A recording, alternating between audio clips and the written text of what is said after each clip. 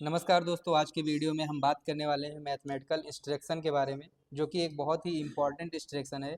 और इस इंस्ट्रक्शन का यूज हम डेल्टा पीएलसी के अंतर्गत करेंगे, क्योंकि आपको पता है कि हमारा डेल्टा पीएलसी का क्लास कंटिन्यू यूट्यूब पे चल रहा है, जिसका पूरा एक प्लेलिस्ट बना हुआ है। अगर आप प्रोग्रामिंग सीखना चाहते हैं, बिल्कुल फ्री में प्रोग्रामिंग सीखना चाहते हैं और आपको कहीं से कोई भी कॉन्सेप्ट नहीं मिल रहा है, तो आप इस प्लेलिस्ट को पूरा जीरो से लेकर के फॉलो कर सकते हैं। इसमें आपको स्टेप बाय स्टेप सारी वीडियोस मिलेंगी, जिसमें कि आप पूरा कॉन्सेप्ट क्लियर कर सकते हैं। तो आज की वीडियो में हम मैथमेटिकल इंस्ट्रक्शन के बारे में बात करेंगे। देखिए, मैथमेटिकल इंस्ट्रक्शन में होता क्या है, ये एक बहुत ही इंपॉर्टेंट इंस्ट्रक्शन है। जैसे कि आपने नॉर्मली बचपन में मैथ पढ़ा होगा। मैथ में क्या होता है कि आप कोई भी वैल्यू को ऐड करते हैं, कोई भी वैल्यू को आप सब्ट्रैक्ट करते हैं, किसी भी वैल्यू का मल्टीप्लाई करते हैं, किसी भी वैल्यू को आप डिवाइड करते हैं, ठीक है। तो ये जो आप काम करते हैं, ये आपने वहाँ पे मैनुअली किया था, आपने कैलकुलेटर का यूज किया था। बट अभी हम लोग पीएलसी पे प्रोग्रामिंग करने लगे हैं। तो पीएलसी में अगर हम लोग प्रोग्रामिंग करते हैं, तो उस टाइम पे हमें भी ये सारे फंक्शन को यूज करना पड़ता है। क्योंकि अगर हम मैथमेटिकल फंक्शन का यूज नहीं करेंगे, तो बहुत सारा वैल्यू हमारे पास ऐसा आता है जो कि हमें उसके अकॉर्डिंग रिक्वायरमेंट नहीं रहता, हमें अपने अकॉर्डिंग रिक्वायरमेंट रहता है। तो हम उस वैल्यू को ऐड करके, सब्ट्रैक्ट करके, डिवाइड करके, उसके बेसिस पे हम उसको यूज करते हैं, ठीक है। तो हमें जानना ये है, देखिए पीएलसी बहुत सारे टाइप के होते हैं, आपको ये भी बात पता है। और अलग अलग पीएलसी में अलग अलग टाइप के इंस्ट्रक्शन भी होते हैं। तो हमें जानना ये है कि डेल्टा पीएलसी के अंदर मैथमेटिकल के कौन कौन से इंस्ट्रक्शन हैं। ओके, तो उसका एक लिस्ट मैं आपको दूंगा, जो डेल्टा पीएलसी के अंदर मैथमेटिकल इंस्ट्रक्शन है। आप देख सकते हैं कि डेल्टा पीएलसी के अंदर ऐड करने का इंस्ट्रक्शन है, सब्ट्रैक्ट करने का इंस्ट्रक्शन है, मल्टीप्लाई करने का इंस्ट्रक्शन है और डिवाइड करने का इंस्ट्रक्शन है। अगर देखा जाए तो डेल्टा पीएलसी ये कह रहा है कि जो मेन है वो 4 फंडामेंटल है। मतलब जो मेन इंस्ट्रक्शन है वो यही 4 इंस्ट्रक्शन है। बाकी अगर आप देखोगे तो आईएनसी लिखा हुआ है, ये इंक्रीमेंट का इंस्ट्रक्शन होता है। और उसके बाद में डिक्रीमेंट लिखा हुआ है, डीईसी, तो ये डिक्रीमेंट का इंस्ट्रक्शन है। उसके बाद में यहाँ पे डब्ल्यू एंड, डी एंड, उसके बाद में डब्ल्यू और, डी और, उसके बाद में डब्ल्यू एक्सॉर और डी एक्सॉर, उसके बाद में निगेशन, यहाँ पे मल्टीप्लिकेशन 16 बिट का और मल्टीप्लाई 32 बिट का, डिवाइड 16 बिट का और डिवाइड 32 बिट का। ओके, तो अगर देखा जाए तो ये 4 फंडामेंटल जो होते हैं, ऐड करना, सब्ट्रैक्ट करना, मल्टीप्लाई करना, डिवाइड करना, ये आपको सभी पीएलसी में देखने को मिलेंगे। चाहे वो डेल्टा की पीएलसी हो, या वो एलन बेडली की पीएलसी हो, या वो सीमेंस की पीएलसी हो, या मतलब दुनिया का कोई भी पीएलसी आप ले लेंगे, तो मैथमेटिकल फंक्शन में आपको ये सारी चीज़ें मिलेंगी ही मिलेंगी। देखिए, किसी किसी पीएलसी में कुछ अलग फंक्शन ऐड होते हैं। जैसे सीमेंस का बात किया जाए तो सीमेंस में जो हमारा मैथमेटिकल फंक्शन होता है, उसी में एक कैलकुलेटर का भी ऑप्शन दे देता है। उसके अंदर हम कोई भी फंक्शन यूज कर सकते हैं। ऐसे ही अगर आप देखा जाए यहाँ पे, तो ये एंड, और उसके बाद में डी एंड, डब्ल्यू आर और डी और, ये सारे फंक्शन डेल्टा के अंदर दिए हुए हैं, ये सीमेंस के अंदर नहीं होता है। तो इस तरीके से कुछ पीएलसी के अंदर कुछ इंस्ट्रक्शन दे दिया जाता है। तो उसके लिए बिल्कुल भी परेशान होने की आपको ज़रूरत नहीं है, आप बहुत आसानी से सारी फंक्शन पे काम कर पाएंगे। तो सबसे पहले आपको ये जो चारों बेसिक इंस्ट्रक्शन है, इसके बारे में सीखना है। जब आप इस इंस्ट्रक्शन के बारे में सीख जाएंगे, तो बाकी के जो इंस्ट्रक्शन है आप उसको ईजिली कर पाएंगे। ओके, तो सबसे पहले हम चलते हैं सॉफ्टवेयर में और देखते हैं कि सॉफ्टवेयर के अंदर इसका उपयोग कैसे करते हैं। ओके, तो सभी लोग अपने सिस्टम के अंदर WPL सॉफ्ट को ओपन कर लेंगे। WPL सॉफ्ट को ओपन करने के बाद में देखिए, जो ऐड होता है, जो सब्ट्रैक्ट होता है, मल्टीप्लाई होता है, डिवाइड होता है, ये किसी ना किसी वैल्यू को ही ऐड करता होगा। यहाँ पे बात हो रही है वैल्यू की, कि जैसे मुझे ऐड करना है, तो मैं किन्हीं दो वैल्यू को ऐड करूंगा। जैसे 1 और 2 को ऐड कर लिया, 3 4 को ऐड कर लिया, तो किन्हीं भी दो वैल्यू को हम ऐड करेंगे। अगर मैं सब्ट्रैक्ट करने की बात करूँ, तो किन्हीं भी दो वैल्यू को ही आपस में सब्ट्रैक्ट करेंगे। 4 - 2 कर दिया मान लीजिए। अगर मैं मल्टीप्लाई की बात करूँ, तो किन्हीं भी दो वैल्यू को मल्टीप्लाई करेंगे, 2 × 4 मान लीजिए।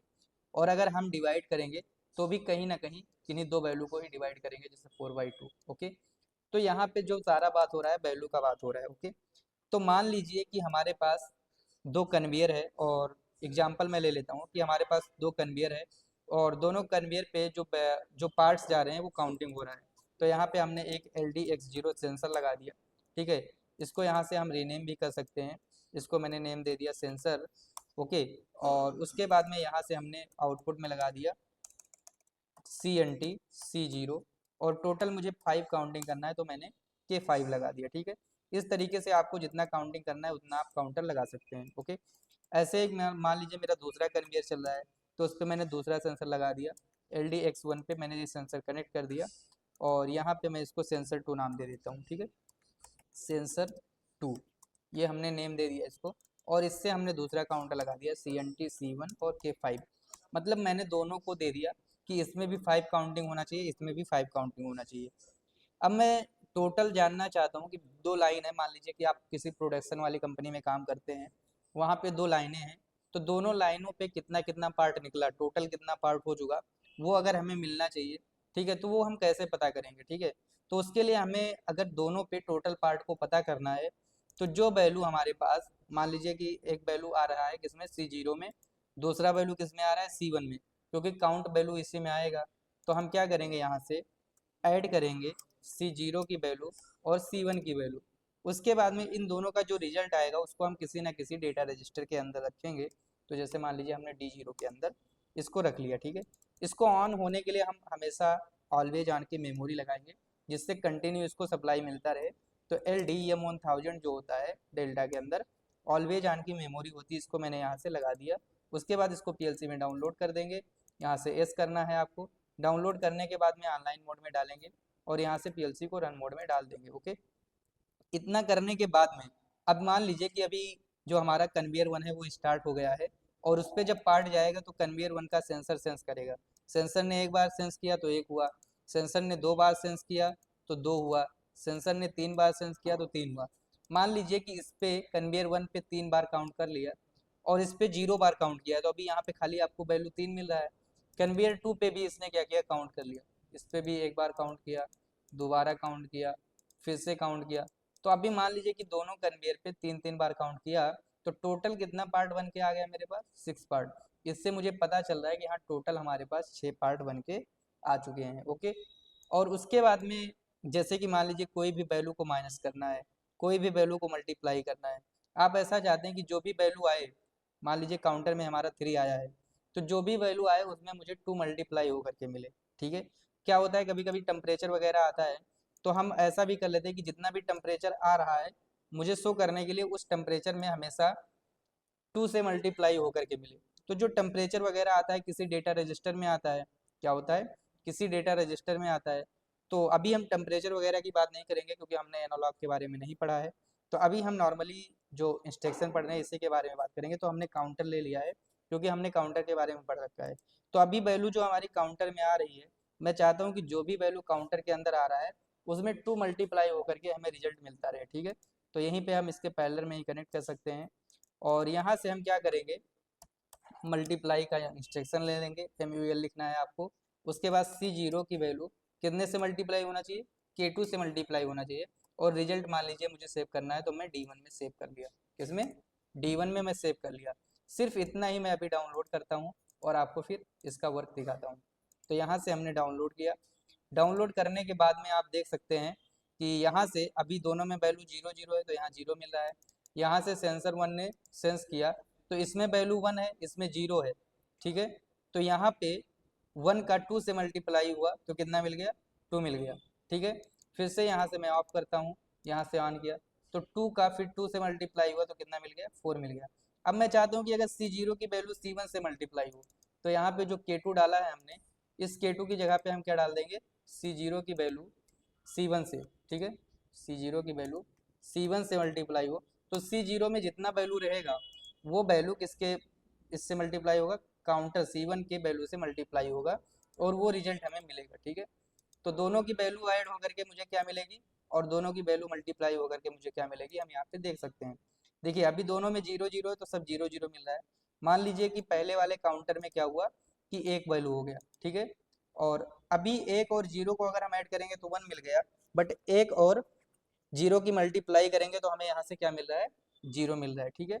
तो इस तरीके से हम ऐड फंक्शन का भी यूज कर सकते हैं और मल्टीप्लाई फंक्शन का भी यूज करते हैं। इसी में मैं आपको बाकी का जो इंस्ट्रक्शन है उसको भी यूज करना सिखा रहा हूँ। जैसे कि मान लीजिए कहीं पे कोई भी वैल्यू को आपको ना ऐड करना है और ना ही सब्ट्रैक्ट करना है, सॉरी ना ही मल्टीप्लाई करना है, मान लीजिए सब्ट्रैक्ट करना है, ठीक है, या डिवाइड करना है। तो सेम वही चीज़ आपको करना है कि जैसे मान लीजिए कि जो हमारे पास इसका वैल्यू है, ठीक है, C0 का वैल्यू है, उस C0 की वैल्यू को यहाँ से हम चाहते हैं कि डिवाइड करें C0 की वैल्यू को C1 से, और उसकी वैल्यू को D3 में सेव करना। ठीक है, तो ये डिवाइड के लिए हो गया। और ऐसे ही अगर मैं यहाँ से डिवाइड ना करके इसको मैं नीचे ऐड करता हूँ, तो एडिशन हो गया, मल्टीप्लिकेशन हो गया, डिवाइड हो गया, मुझे सब्ट्रैक्ट करना है। तो सब्ट्रैक्ट लिखना पड़ेगा मुझे, यहाँ सब्ट्रैक्ट C0 की वैल्यू C1 से, और इसको सेव कर लेंगे, मान लीजिए D4 में सेव कर लिया। सब रिजल्ट सेव करने के लिए हम लोग एक डेटा रजिस्टर यूज करेंगे। ठीक है, तो यहाँ से हम इसको डाउनलोड कर देते हैं। तो आप देख सकते हो अभी चारों फंक्शन मैंने यूज कर लिया। दो काउंटर लिया है वैल्यू को काउंट करवाने के लिए मैंने। ठीक है, तो यहाँ पे मैंने एक काउंटर लिया। ठीक है, जैसे मान लीजिए एक, जैसे इसमें हम काउंट करवाएंगे यहाँ से, तो आप देखोगे 2 काउंट हो गया। तो 2 और 0 को ऐड करेंगे तो 2 हो जाएगा, 2 और 0 को मल्टीप्लाई करेंगे तो 0 हो जाएगा। ठीक है, उसके बाद में 2 को 0 से डिवाइड करेंगे तो 0 मिलेगा। उसके बाद में यहाँ से हम सब्ट्रैक्ट करेंगे, मतलब 2 में से 0 माइनस करेंगे तो 2 मिलेगा। ओके, अब मान लीजिए कि दूसरे वाले में भी कुछ वैल्यू गया, यहाँ से कुछ वैल्यू इसमें भी गया, एक बार गया, फिर से दोबारा से सेंस किया इसने। ठीक है, तो दोबारा से सेंस करने पे 2 गया, तो 2 और 2 को ऐड करेंगे तो 4 हो जाएगा। 2 और 2 को ऐड करेंगे तो 2 और 2 को मल्टीप्लाई भी करेंगे तो 4 हो जाएगा। उसके बाद में 2 को 2 से डिवाइड करेंगे तो 1 बचेगा, 2 को 2 से डिवाइड करेंगे तो एक बार में जाएगा, मतलब आप इसको भागफल बोल सकते हो, जो D3 में सेव हुआ है। ओके, इसमें कोई भी रिमाइंडर नहीं बचेगा, और जो रिमाइंडर बचता है वो इसमें दिखाता भी नहीं है। उसके बाद में अगर मैं सब्ट्रैक्ट की बात करूँ तो 2 में से 2 जब माइनस होगा तो कितना बचेगा, 0 बचेगा। तो इस तरीके से ये जो बेसिक इंस्ट्रक्शन है, चाहे ऐड करने का हो, मल्टीप्लाई करने का हो, डिवाइड करने का हो, सब्ट्रैक्ट करने का हो, तो आप इसको यूज कर सकते हो। इसमें 3 स्टेप होते हैं। पहले तो आपको वो इंस्ट्रक्शन लिखना है जो आप यूज करोगे। जैसे मान लीजिए आपको ऐड लिखना है तो आप ऐड लिखोगे, आपको मल्टीप्लाई करना है तो आप मल्टीप्लाई लिखोगे, आपको डिवाइड करना है तो डिवाइड लिखोगे। उसके बाद में जो दो वैल्यू को आपको ऐड करना है या जो दो वैल्यू को आपको मल्टीप्लाई करना है उसको आप लोगे, और उसके बाद में एक डेटा रजिस्टर लेना पड़ता है वैल्यू को सेव करने के लिए। तो आपने D0 ले लिया, D1 ले लिया, कुछ भी लेकर के आप उसके अंदर वैल्यू को सेव कर सकते हो। तो मुझे उम्मीद है कि ये जो वीडियो आपने देखा है, इसमें आपको ये जो मैथमेटिकल का चारों फंक्शन है इसके बारे में बहुत अच्छे से समझ में आया होगा। अच्छा, अब इसके बाद में हम थोड़ा सा आगे बढ़ते हैं, और इसमें और भी फंक्शन दिया हुआ है। जैसे कि अगर मैं बात करूँ इंक्रीमेंट और डिक्रीमेंट की, तो देखिए increment decrement as a counter up और काउंटर डाउन बोल सकते हो। इंक्रीमेंट का अगर मैं यूज करूंगा तो ये वैल्यू को इंक्रीज करेगा। ठीक है, ये क्या करेगा, वैल्यू को इंक्रीज। तो अभी मैं यहाँ से काउंटर हटा देता हूँ। मैं क्या करता हूँ कि काउंटर हटा देता हूँ। मैं अभी क्या करता हूँ, इसमें एक इंक्रीमेंट फंक्शन ले लेता हूँ और एक डिक्रीमेंट। तो यहाँ से मैंने लिखा इंक्रीमेंट। मान लीजिए कि मुझे C0 की वैल्यू को इंक्रीज करना है, तो यहाँ से मैंने इंक्रीमेंट C0 ले लिया। ठीक है, और उसके बाद में मान लीजिए कि इसी C0 की वैल्यू को मुझे घटाना भी है। ठीक है, तो यहाँ से या डिक्रीमेंट करना है मुझे C1 की वैल्यू को, दो मैंने काउंटर ले लिया, एक C0 की वैल्यू को इंक्रीज करेगा, एक C1 की वैल्यू को डिक्रीज करेगा। आप चाहो तो जिस वैल्यू को इंक्रीज कर रहे हो उसी को डिक्रीज कर सकते हो। मान लीजिए यहाँ पे एक C0 को इंक्रीज करेगा, एक C0 को डिक्रीज करेगा, तो इसको भी आप यूज कर सकते हो। आप यहाँ पे देखोगे तो यहाँ पे अगर कंटिन्यू इसको सप्लाई दे के रखा जाए, ठीक है, यहाँ से मैं रन मोड में डाल देता हूँ। तो अगर कंटिन्यू इसको सप्लाई दे के रखा जाए, यहाँ से मैं सप्लाई को ऑफ करता हूँ, तो आप देखोगे कि कंटिन्यू सप्लाई देने पे ये सप्लाई दे करके रखे रहे हैं। तो यहाँ पे क्या हो रहा है, ये अभी C0 रुका हुआ है। जैसे ही यहाँ से हम अभी हटाते हैं वैसे देखोगे तो ये कंटिन्यू क्या होता जाएगा, कंटिन्यू से ये बढ़ता जा रहा है, इंक्रीज होता जा रहा है, इंक्रीज होता जा रहा है उस तरीके से। ठीक है, दोनों में C0 है, तो एक इंक्रीज कर रहा है, एक डिक्रीज कर रहा है। ठीक है, तो यहाँ से अभी मैंने दोनों ऑफ कर दिया, तो ये क्या हो रहा है, अभी रुका है। अभी जैसे मान लो मुझे इंक्रीज करना है, तो यहाँ से जैसे ही मैं इसको ऑन करूँगा तो वैल्यू इंक्रीज होते जाएगा। ठीक है, देखिएगा आप, थोड़ा सा दिख रहा होगा मुझे उम्मीद है। तो कंटिन्यू इंक्रीज होता जाएगा। अगर मैं कंटिन्यू सप्लाई दे के रखा हूँ तो ये कंटिन्यू इंक्रीज होता जाएगा। अब चाहते हो कि अगर मैं एक बार प्रेस करूँ तो एक ही पल्स होना चाहिए, एक ही वैल्यू इंक्रीज होना चाहिए। तो उसके लिए आपको क्या करना पड़ेगा, यहाँ पे जो आपने सेंसर यूज किया है ना, इसके साथ में आपको पल्स वाला इनपुट यूज करना पड़ेगा, LDP। ठीक है, क्या यूज करना पड़ेगा, LDP। और वही चीज अब मान लीजिए मैं C0 की वैल्यू को ना करके मैं D0 की वैल्यू को इंक्रीज करूंगा और D0 की ही वैल्यू को डिक्रीज करूंगा। ठीक है, यहाँ से मैं D0 की वैल्यू को इंक्रीज करूंगा और D0 की वैल्यू को ही डिक्रीज करूंगा। ठीक है, और यहाँ भी मैं क्या करूंगा, पल्स वाला इनपुट लेकर के, जिससे कि हम एक ही पल्स प्रोवाइड कर सकें। ठीक है, तो ये हमने पॉजिटिव पल्स लिया है, और इसको यस करता हूँ, इसको ऑनलाइन जाता हूँ। तो जैसे ही मैं X0 से पल्स दूंगा तो आप देख सकते हो कि मैंने एक बार पल्स दिया तो वैल्यू 1 हो गया। दोबारा से अगर मैं पल्स दूंगा तो वैल्यू 2 हो जाएगा। फिर से अगर मैंने पल्स दिया तो वैल्यू 3 हो जाएगा। सेम अगर यही पल्स मैं डिक्रीमेंट के लिए दूंगा, ठीक है, यहाँ से मैंने एक पल्स दिया तो वैल्यू डिक्रीज हुआ, फिर से अगर मैंने पल्स दिया तो वैल्यू और डिक्रीज हुआ, फिर से अगर मैंने पल्स दिया तो वैल्यू 0 हो गया, फिर से अगर मैं पल्स दूंगा तो वैल्यू माइनस में चला जाएगा। कहने का मतलब इंक्रीमेंट में अगर आप कंटिन्यू सप्लाई दे करके रखोगे तो वैल्यू इंक्रीज होते होते चला जाएगा। अगर आप एक एक वैल्यू को इंक्रीमेंट या डिक्रीमेंट करवाना चाहते हो तो आपको एक एक पल्स देना पड़ेगा। पल्स देने के लिए आप एलडीपी फंक्शन का यूज कर सकते हो। आप पॉजिटिव पल्स भी दे सकते हो, आप निगेटिव पल्स भी दे सकते हो। डिपेंड करता है कि आप कौन सा पल्स देना चाहते हो, किस फंक्शन पे आप काम करवाना चाहते हो। तो मुझे उम्मीद है कि इस वीडियो में आपको काफ़ी कुछ सीखने को मिला होगा। बाकी का जो बचा हुआ फंक्शन है, आगे अगर मैं बात करूँ वेंड डेंड की और ये आपका नेगेशन का, मल्टीप्लाई का, ठीक है, तो ये सारी जो इंस्ट्रक्शन बचे हुए हैं ये सारे भी इंस्ट्रक्शन हो जाएंगे। बाकी ये जो मेन 4-5 इंस्ट्रक्शन थे ये तो आपको आने ही आने चाहिए। तो नेक्स्ट क्लास में बाकी के इंस्ट्रक्शन भी बताएंगे और स्टेप बाय स्टेप हम आगे चलते रहेंगे। हो सकता है कभी कभी बीच में 2-4 दिन के लिए क्लास ब्रेक हो जाता है, तो ऐसा नहीं कि जो डेल्टा की सीरीज चल रही है वो बंद हो जाएगी। इसके बाद में कुछ ही दिनों में हम डेल्टा की एचएमआई शुरू करने वाले हैं, जिसमें हम एचएमआई की पूरा डिजाइनिंग बताएंगे।